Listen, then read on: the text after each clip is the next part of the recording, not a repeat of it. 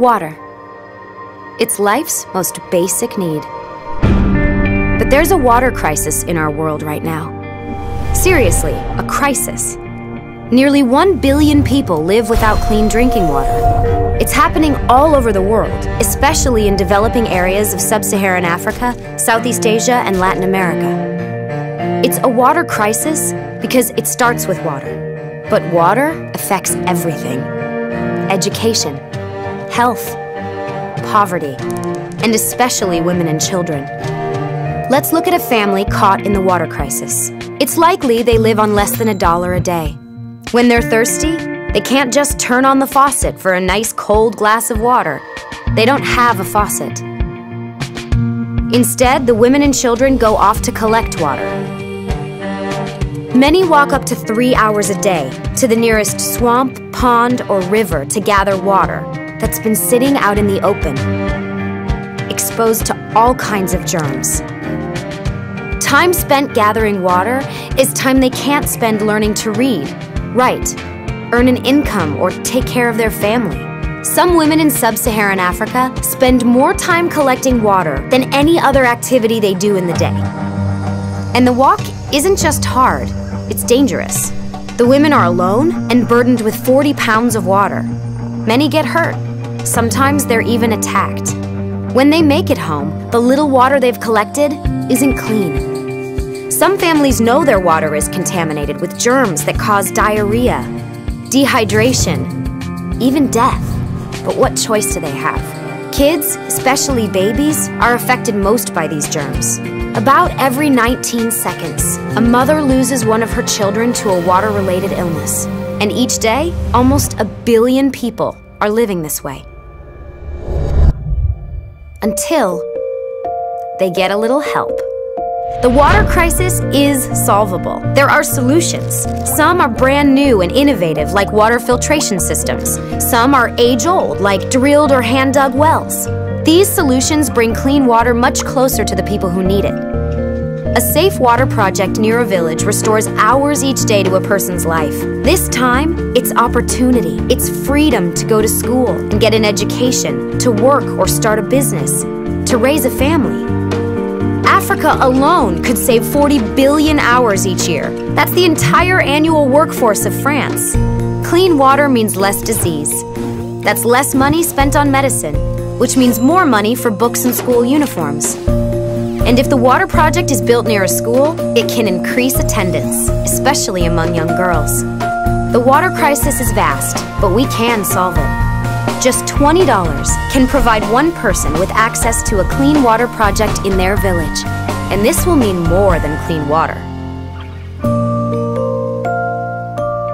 Because water changes everything. Okay, so boys and girls, I think you have gone through the video. And this video is very much favorite to me because it gives a detailed idea how important water is for us and how problem people face whenever they try to fetch water, especially in some particular countries like Africa and all, right?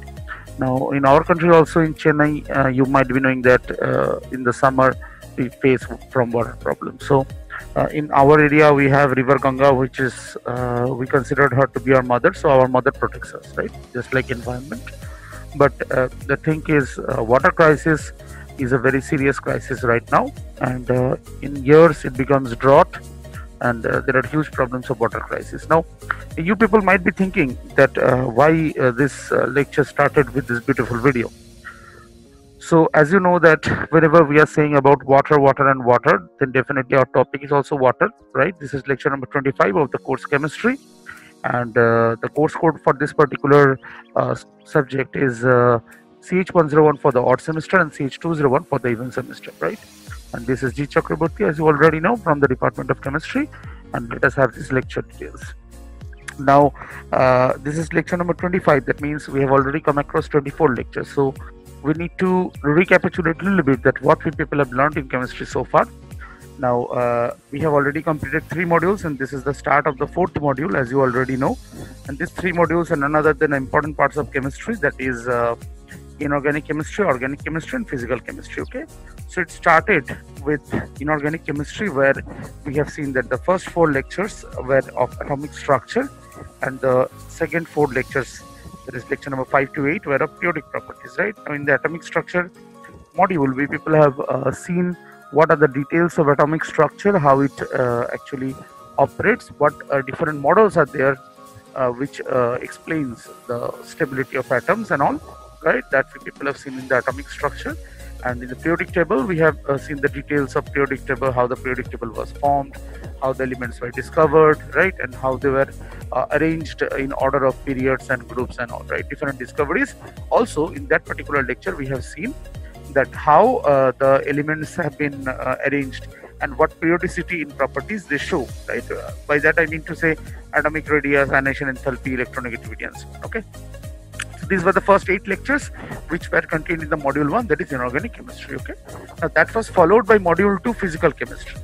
In physical chemistry, we people have seen first is use of free energy in chemical equilibria. There is a combination of thermodynamics as well as electrochemistry.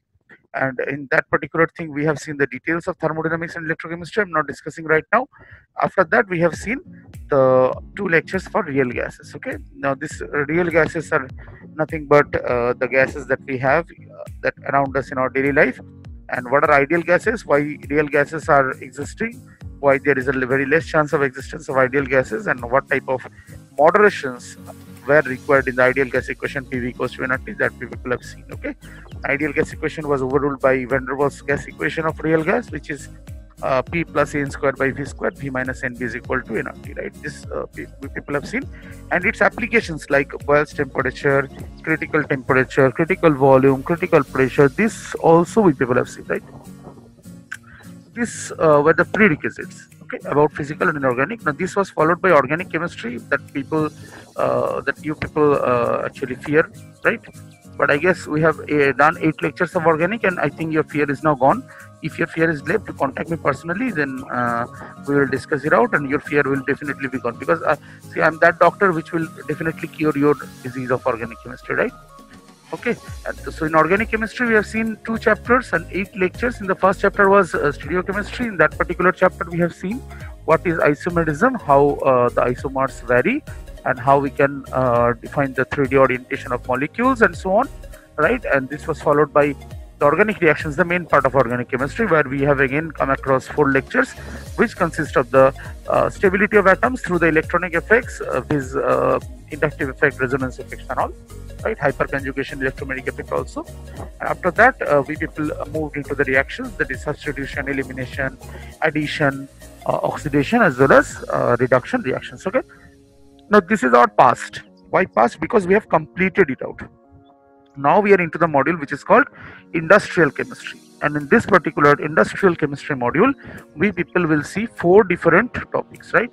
The first one being water. Okay, second one I guess will be polymers, right, and then we have corrosion. Okay, and we are also having drugs, right, preparation of drugs. So there are 4 different topics which we'll be having in industrial chemistry, right. And this is industrial chemistry, starting with this lecture number 25, which is water. Okay, now water is a vast thing. Water is life. Now this is a controversial topic. Water, I'm saying water is life. Under what condition water becomes life? Whenever you are very much thirsty, you need water. Then water is very precious for us. It is our life. We cannot live without water, right. It's 100% true. It is practical fact. But suppose, I guess all of you have seen the movie Life of Pi. If you haven't seen, just see it out. Okay, pick some time and see it out. You will see that particular person is stuck in a boat because his ship actually sank at the middle of Pacific Ocean, right. So after the sinking of that particular ship, he turned out with a boat.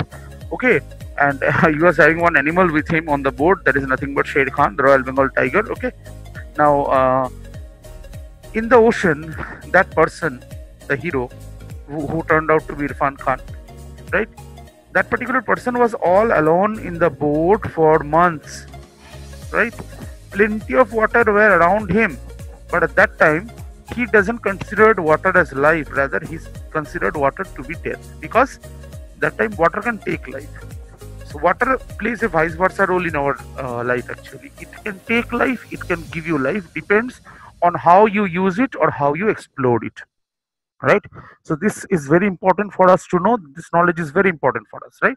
That how we are using water, and why we are what we are doing to the water. Okay, now whenever you will see the environmental chemistry topic, you people will come across that what is water, why water pollution occurs, what are the different aspects of water pollution, what are water pollutants actually, what are heavy metals, what is heavy metal poisoning, right?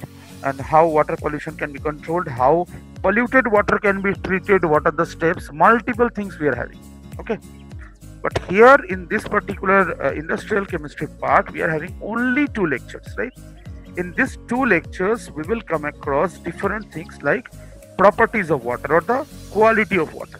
Okay, now by the quality of water, we need to see whether the water is alkaline or acidic, whether the water is hard or soft, whether the water is having a good pH range or a bad pH range, what is the BOD, what is the COD of water. So these are some of the water quality parameters that we people are having. Okay, now these water quality parameters are very important for us. Why?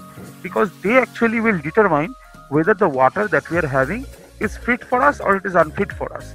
Now if it is fit, whether it is fit for drinking or it is fit for some other purpose, right? Just like bathing, washing clothes and all, right? Okay, so we need to have complete knowledge. Unless and until that, we cannot say whether water is good for us or bad for us. Okay, so this is very, very important for us, and with that intention only this particular chapter has been included in your particular syllabus, right? So let us see what our syllabus is having while we proceed further. So what we are having, as you can see, this is water part 1. Yes, that is the name of the chapter, and this is the first lecture.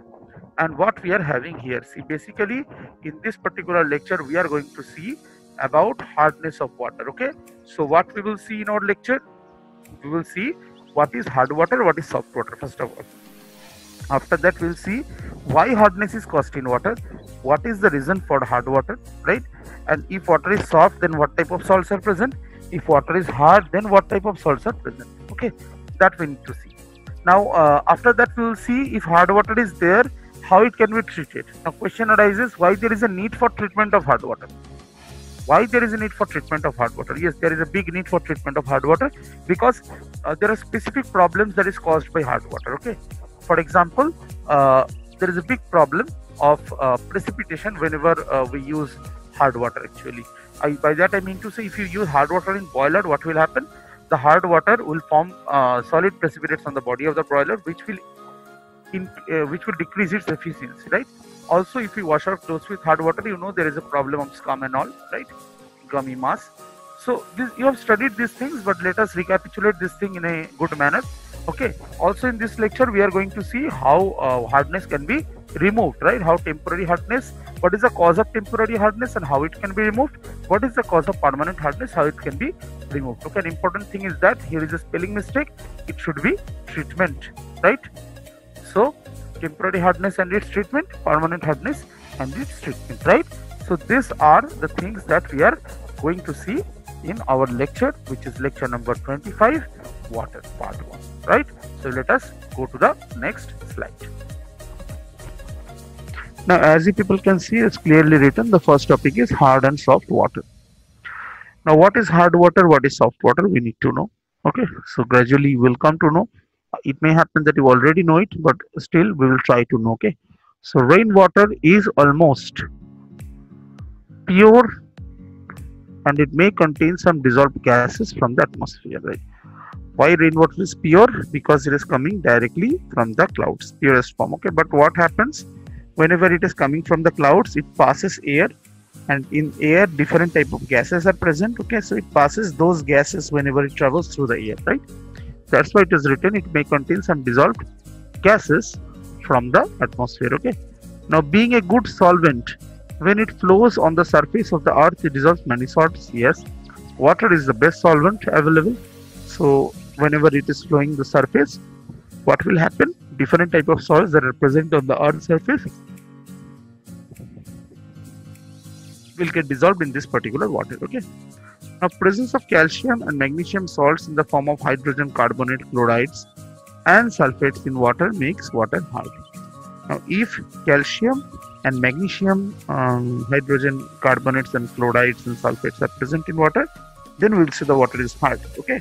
Now, hard water, how we can see? By simply seeing a sample of water, you cannot say that whether calcium or magnesium are present or not.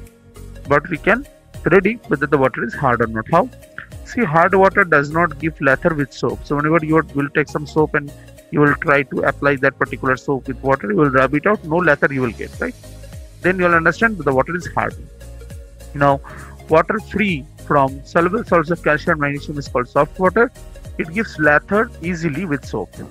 Hard water forms scum that is precipitated with soap. Yes. Why it does not form lather? Because it forms scum, right? Now, what is scum?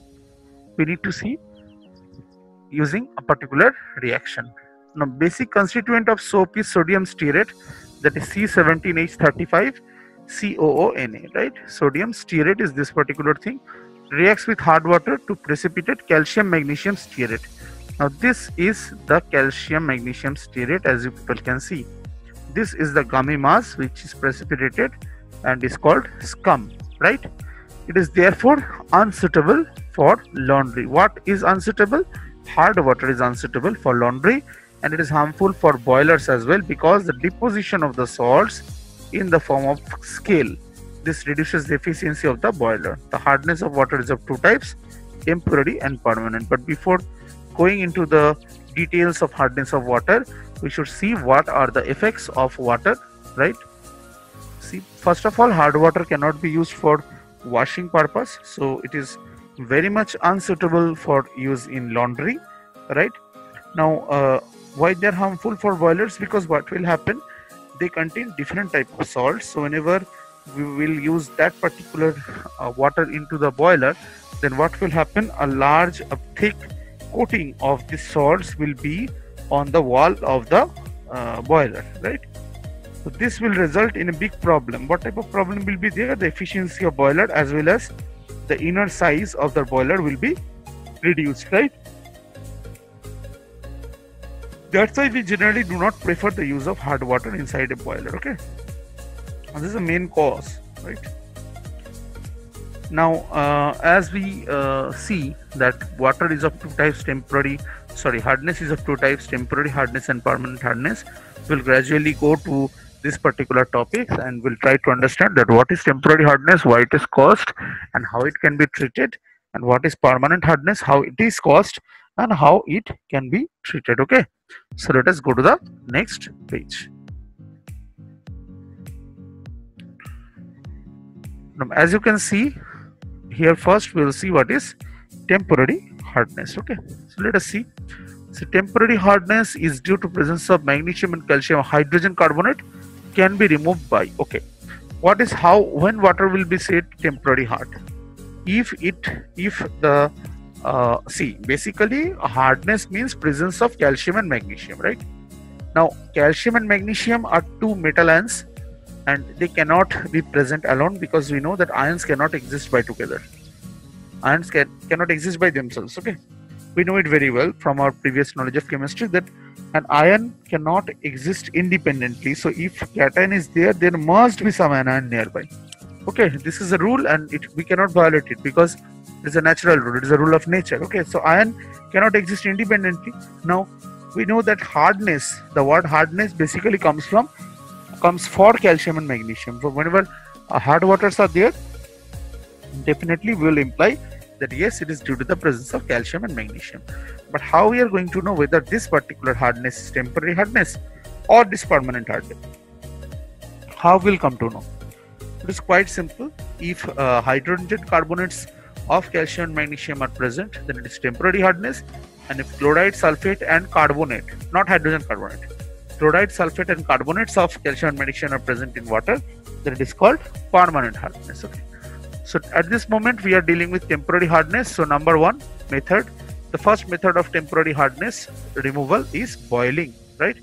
Now as we know very well that whenever we boil water, what happens? Some precipitation occurs. So boiling, let us see, during boiling the soluble MgHCO3 whole twice, means magnesium hydrogen carbonate, is converted to insoluble magnesium hydroxide, and calcium carbonate is changed to calcium hydrogen carbonate is changed to insoluble calcium carbonate. So basically two different reactions take place inside water whenever we boil it, and whenever that water contains dissolved salts of dissolved salts of calcium and magnesium hydrogen carbonate. If a given sample of water contains a dissolved salt of calcium and magnesium hydrogen carbonate, then it is said to be having temporary hardness, right? Now this temporary hardness can be removed by two methods. Two reactions occur actually. In the first method, that is boiling, two reactions will occur, right? Now we are having magnesium hydrogen carbonate and calcium hydrogen carbonate. As we can see from the reaction that the magnesium hydrogen carbonate will convert to MgOH whole twice, and the calcium hydrogen carbonate will convert to CaOH whole twice. No, it will not be CaOH whole twice, rather it will be CaCO3. CaCO3.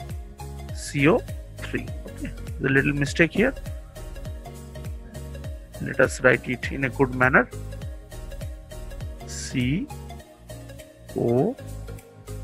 here we'll write 3, right? CaCO3 plus CO2. Okay. So basically it is because of high solubility product of MgH whole twice as compared to that of MgCO3 that MgOH whole twice is precipitated. See, we know it very well from our knowledge of class 11, that is equilibrium knowledge, right? From the chapter equilibrium we have learned that solubility product is such a thing that if somebody is having some particular compound is having more solubility product, it will precipitate faster. Okay. Now due to the high solubility product of MgOH whole twice, it gets precipitated over MgCO3, but the reverse happens in case of CaOH whole twice and CaCO3, right? In case of CaOH whole twice and CaCO3, CaCO3 is having more solubility product and hence it will get precipitated, but calcium hydroxide basically it will be insoluble, right? It will be soluble. Okay, this precipitate can be removed by filtration. Filtrate thus obtained will be soft water. So filtration we will do, and the filtrate will be soft water, and whatever the residue is will be this particular salts of calcium carbonate as well as magnesium hydroxide. Okay, so this was a technique which is called boiling. Next is Clark's method. Now here in Clark's method, what we are doing sorry, in this method, calculated amount of lime is added to hard water. It precipitates out calcium carbonate and magnesium hydroxide, which can be filtered out. Similar type of method is being done, but here instead of boiling we are adding lime. Lime means calcium hydroxide, right? As you can see in the reaction, calcium hydrogen carbonate plus calcium hydroxide will give us calcium carbonate, and magnesium hydrogen carbonate plus calcium hydroxide will give us calcium carbonate plus MgOH whole twice. So we can clearly see that this particular salt, this one and this one will get precipitated along with this one. This 3 will be precipitated and will get the desirable soft water. Okay, so these are the methods of removal of temporary hardness of water. Now we are having permanent hardness of water. In permanent hardness, what we are having? See, it is due to the presence of soluble salts of magnesium and calcium in the form of chloride and sulfate. I told you already that chloride and sulfate results in permanent hardness. Now this is not removed by boiling, can be removed by following methods. Now what the methods are? There are 4 different methods. Okay, first method has been explained because it is quite easy and it is in the syllabus. Other methods have not been explained, but I'll explain it gradually. Okay, so treatment with washing soda is the first method. Washing soda reacts with soluble calcium and magnesium chlorides and sulfates in hard water to form insoluble carbonate. So whenever we are adding washing soda to water, what will happen? What is happening? The calcium and magnesium chloride sulfate in hard water will react with washing soda to form insoluble carbonates. Okay, as you can see, MCl2 and MSO4 are nothing but calcium magnesium chloride and calcium magnesium sulfate. I'm talking about these two, right? reacts with Na2CO3 dot NH2O, that is what formula of washing soda. Okay, and what will happen? They will precipitate out CaCO3 and MgCO3 along with NaCl and Na2SO4. Okay, so in this way the salts will be precipitated out and will get the desirable soft water. Okay. Number 2, the second method is Calgon's method. Now here the method has not been explained in that way, but I will tell you what Calgon is and how this method is being done. Okay. See, Calgon is sodium hexametaphosphate, Na6P6O6, right? Sodium hexametaphosphate.